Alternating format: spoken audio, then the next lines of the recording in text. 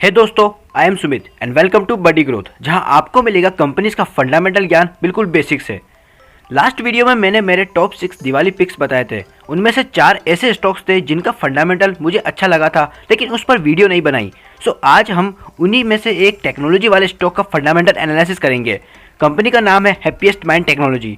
Company के बारे में हम profile, management, financial, sales and profit growth, future and risk जैसी चीज़ों पर बात करेंगे और जानेंगे कि टेक्नोलॉजी सेक्टर ऑलरेडी डाउन है और आने वाले टाइम में और डाउन रहेगा, फिर भी मैं इस स्टॉक को क्यों पिक किया। तो चलिए दोस्तों, शुरू करते हैं आज की इस वीडियो को।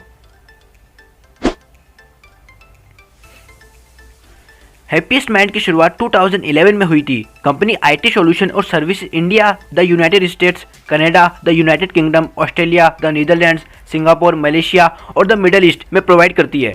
कंपनी 3 सेगमेंट में ऑपरेट्स होती है: infrastructure management and security services, digital business solution and product engineering services.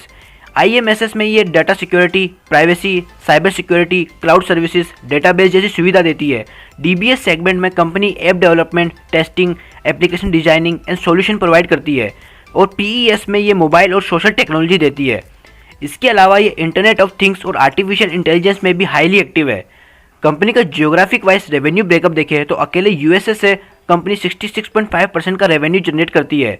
इसके बाद इंडिया से 14.1 का, यूरोप से 10.4 का और रेस्ट ऑफ द वर्ल्ड से 9% का।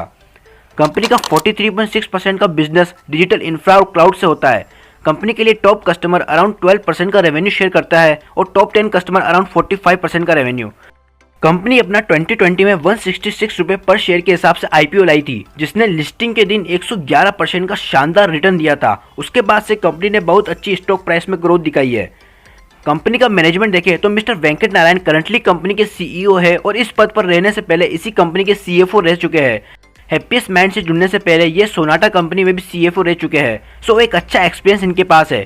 करंटली इनका टेन्योर 4.7 ईयर्स का है, जो कि बढ़िया नंबर्स है। अदर बोर्ड मेंबर्स का टेन्योर देखें तो ये अभी 7.6 ईयर्स का है, जो अगेन अच्छा है। सो मैनेजमेंट में कंपनी के पास एक अच्छी लीडरशिप की टीम है। सो यहाँ कंपनी 10 आउट ऑफ 10 रहेगी।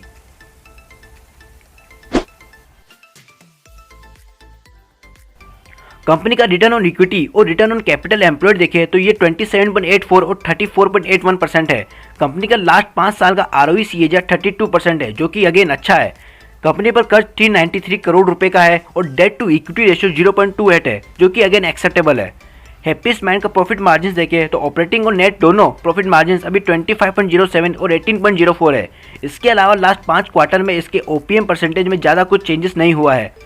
कंपनी का कैश कन्वर्जन साइकिल यानी सीसीसी पर बात करें तो ये अभी 57 डेज है और लास्ट कुछ ईयर से ज़्यादा चेंज ना हुआ है, जो कि एक पॉजिटिव साइड है।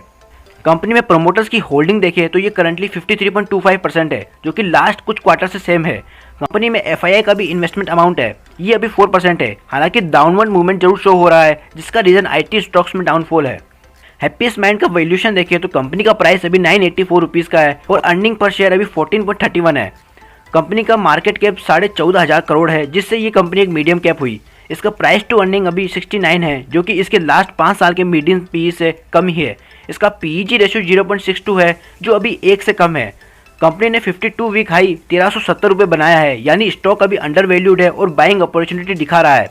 सो ओवरऑल फाइनेंशियल में मुझे कोई कमी नहीं लगी है। सो मैं कंपनी को 10 आउट ऑफ 10 की रेटिंग देना पसंद करूंगा।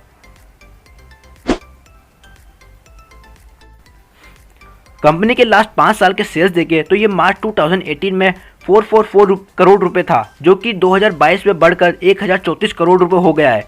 टीटीएम सेल्स अभी 1198 करोड़ है। सेल्स लास्ट 5 साल में 19% की सीएजीआर से बढ़े हैं। वहीं इसका प्रॉफिट ग्रोथ देखें तो ये मार्च 2018 में लॉस में थी कंपनी और 13 करोड़ का लॉस शो किया था। हालांकि 2022 में कंपनी ने 186 करोड़ का प्रॉफिट दिया है। वहीं टीटीएम प्रॉफिट अभी 225 करोड़ है। प्रॉफिट सीएजीआर 112% की बेहतरीन ग्रोथ से बढ़ा है। सो इस सेक्शन में भी कंपनी को मैं 10 में से 10 की रेटिंग देना पसंद करूंगा।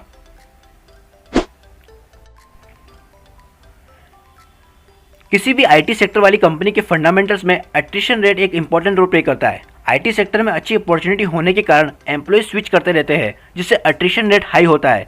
हालांकि हैप्पीएस्ट माइंड का एट्रिशन रेट 25.2 फाइनेंशियल ईयर 19 में था, जो कि 13.2 फाइनेंशियल ईयर 21 में आ गया है। अगेन इंडस्ट्री एवरेज से ये कम ही है। कंपनी के पास अच्छा मैनेजमेंट है और फाइनेंशियल को हमने देखा है कितने बढ़िया है।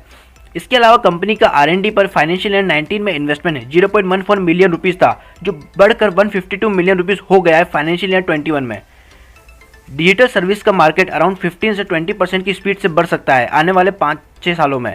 ऐसे में कंपनी के पास अच्छी ग्रोथ की अपॉर्चुनिटी है। वहीं जैसे जैसे डॉलर मजबूत होता जा रहा है, ये चीज़ IT कंपनीज के लिए फायदेमंद साबित होगी, बिकॉज वो सब फॉरेन से ज़्यादा रेवेन्यू कलेक्ट करती है। कंपनी का पहला रिस्क है कस्टमर कंसंट्रेशन का। हैप्पीएस्ट माइंड के लिए टॉप 5 क्लाइंट अराउंड 35% का रेवेन्यू शेयर करते हैं। ऐसे में कोई भी क्लाइंट टूटता है तो कंपनी के रेवेन्यू पर सीधा असर पड़ेगा। ऑल्दो कंपनी के साथ ऐसा हुआ नहीं है, साथ ही कंपनी अपने क्लाइंट्स बढ़ाने की कोशिश कर रही है। दूसरा रिस्क है करेंसी फ्लैक्चुएशन। IT सेक्टर की कंपनियां इंडिया से ज़्यादा बाहर के देशों पर डिपेंड्स होती है। ऐसे में उसकी करेंसी में अप्स एंड डाउन से यहाँ के उनके रेवेन्यू पर अच्छा खासा असर पड़ता है। अनदर रिस्क है कॉम्पिटिशन का। कंपनी को IT सेक्टर में टक्कर देने के लिए कई सारी बड़ी कंपनीज बैठी है। इनमें Infosys, TCS, HCL, Wipro, Cognizant, Capgemini etcetera है। ऑल्दो हैप्पीएस्ट माइंड ने डिजिटल बिजनेस से अराउंड 90% रेवेन्यू कलेक्ट किया है, जो कि दूसरे कॉम्पिटिटर से इसे आगे रखता है।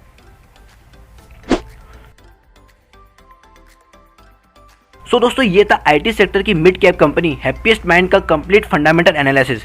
Now let's talk about my view. तो कंपनी का मैनेजमेंट अच्छा है, फाइनेंशियल अच्छे है, पास्ट परफॉर्मेंस अच्छी है, रिस्क है लेकिन कंपनी ओवरकम कर सकती है। स्टॉक को बाय करके कोई ये सोचे नेक्स्ट 1 ईयर में डबल हो जाए तो शायद मुश्किल है, बिकॉज इन्फ्लेशन की वजह से IT sector already under perform रहा है और आने वाले 1-2 साल यही सब रहने वाला है। एक बार सब ठीक होगा तो फ्यूचर तो IT सेक्टर का ही है। सो फिर स्टॉक प्राइस अच्छे से इंक्रीज होंगे, ये मुझे पूरी उम्मीद है। मैंने इसी उम्मीद में इस स्टॉक में इन्वेस्ट किया हुआ है और आप लोग भी अपने बेसिस पर रिसर्च करके डिसीजन लेवे। वीडियो अच्छा लगा हो तो इसे लाइक करना, अपने दोस्तों के साथ शेयर करना, कमेंट्स करके बताना नेक्स्ट वीडियो कौन सी कंपनी के बारे में आपको चाहिए। बड़ी ग्रोथ को सब्सक्राइब करके बेल आइकन दबा देना। हम मिलते हैं नेक्स्ट वीडियो में, तब तक के लिए बाय बाय। जय हिंद, जय भारत।